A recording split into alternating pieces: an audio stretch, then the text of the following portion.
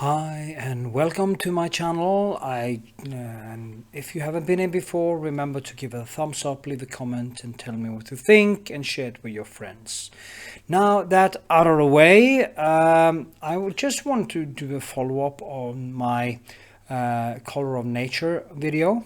I was sitting in a plane home to my home Iceland Kame the other day, on Friday actually, and I was looking out the window, which I usually do, and I was just seeing exactly what I was talking about in the other video happening right before me.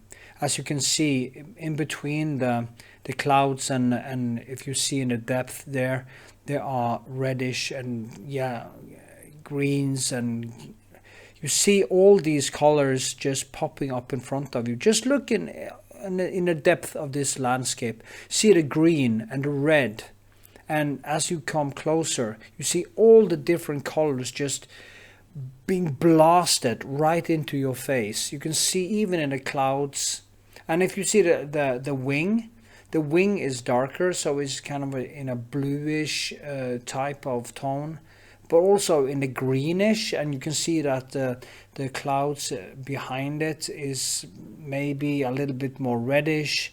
And then as you actually see these things, is totally complementary colors right in front of you. There's another single thing that is white. There's not a single thing that is black. There's not a single thing that is gray. Even when you go into the clouds like this, it isn't gray. If you just look, you can actually see the same thing happening. Now the wing is a little bit in the green. Underneath the wing, it is kind of in the reddish tones. On top up there is kind of a green, and it goes all over to the violet and the blue again. So this thing just keeps happening right in front of your eyes, and the day you actually learn to see these things, your problems, one of the problems as a painter, are solved, because you can actually see this happening right in front of you. Also, this is pure color circle and pure rainbow.